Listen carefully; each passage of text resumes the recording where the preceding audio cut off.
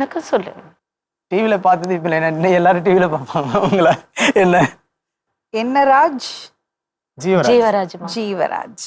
நீங்க சமையல் மாஸ்டரா? ஆமாங்க மேம். சூப்பர். எப்படி இதுல இன்ட்ரெஸ்ட்? சின்ன வயசுலேருந்து எங்கள் அப்பா எங்களை விட்டு போயிட்டார்ல, அதுலேருந்து ஹோட்டல் வேலைக்கு போனோம். அம்பத்தூரில் முதல்ல இந்த வேலைக்கு லாரியில் கிளீனராக போனோம்.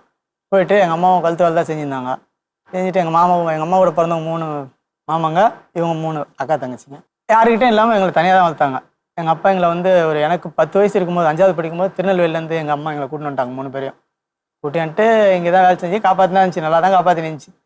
திடீர்னு மென்டல் மாதிரி எதனா ஒரு இவங்க கவுன்சிலிங் போகணும் மேம். கவுன்சிலிங் இவங்களுக்கு அவசியம். அது எத்தனையோ வாட்டி நான் சொல்லியிருக்கேன்.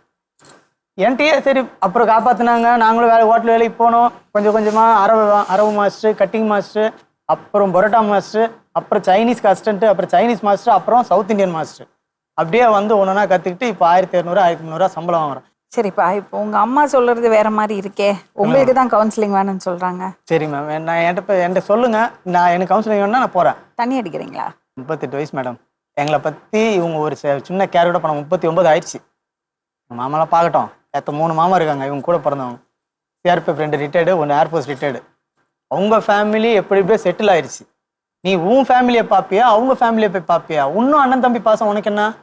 உன் பிள்ளைங்களை கரை சேரு. எங்கள் அக்கா ஓடி போய் கல்யாணம் பண்ணினா. என் தம்பி குடிகாரனாகி ஆவடியில் வேலை செய்கிறான். எங்கள் ஆவடி 7 கிலோமீட்டர் எங்களுது, முத்தாபுத்துப்பேட்டில். வீட்டுக்கு வரமாட்டான். போய் 13 வருஷம் அவன் அங்கேயே தங்கி வேலை செய்கிறான். ஆவடியிலேருந்து வீட்டுக்கு வந்தால் நீ எங்கே அசிங்கப்பத்திரியா? அவன் குடிகாரன் தான். எப்படி அவன் குடிப்பான்? ஒரு தாயால் ஒரு பெத்த பிள்ளையை காப்பாற்ற முடியாதா? சரி, அதுவும் விட்டுருங்க. நான் இவங்கள்ட்ட கோச்சிங் 11 வருஷம் திருப்பதியில் போய் வேலை செஞ்சேன். எதுக்கு கோபப்பட்டீங்க? கோவப்பட்டு போனோன்னா அங்கேருந்து அசிங்கப்படுத்துவாங்க. இவங்க அண்ணன் தம்பிலாம் இருப்பாங்கல்ல, அவங்க அண்ணன் தம்பி பசங்க சின்ன குட்டி பசங்க, நாங்கள் வளர்த்த பசங்க இப்போ எல்லாம் கல்யாணம் ஆகி குழந்தை குட்டியோட ஆகிட்டாங்க. அவங்க முன்னாடி நான் பேர் இருந்தா. இப்போ ரீசெண்டாக போயிட்டு இப்போ எந்த வீட்டில் எந்த பிரச்சனாலும் பெரியவங்க கூப்பிட்டு நீங்கள் விசாரிக்கணும். 4 பேர் கூப்பிட்டு ஒரு மிரட்டணும். நீ சின்ன வயசுல எங்களை அடிச்சிருக்கானுங்களே, ஏன் நீ என்ன விஷயத்தையும் போய்ட்டு அவங்க கூட தான் ஷேர் பண்ணுவேன். அம்மா இவன் மிரட்டுறாம்மா, இவன் ஒழுங்காக வேலைக்கு போக மாட்டான், 2 நாள் வேலைக்கு போகிறான், 3 நாள் வேலைக்கு போகிறான். எவன் அடிக்கல, என் தம்பி எவன் அடிக்கல, எங்கள் அண்ணா எங்கள் மாமா பசங்க எங்கள் மாமாங்க எவன் எங்களை அடிக்கல.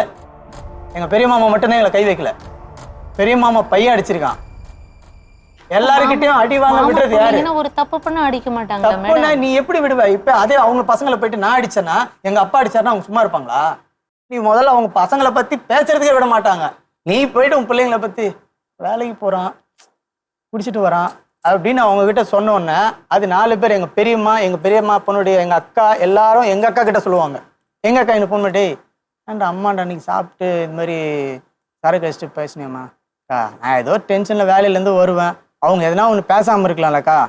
மேம் எங்களுக்கு சொந்த வீடு கிடையாது, எல்லாருக்கும் சொந்த வீடு இருக்கு. எங்களுக்குன்னு என்ன நீ வச்சிருக்கிற? ஒரு பெற்ற தாயால் உன்னால் பண்ண முடியாது. எங்கள் அப்பா தாங்க வேஸ்ட் ஆனவன்னு வச்சுக்கோ.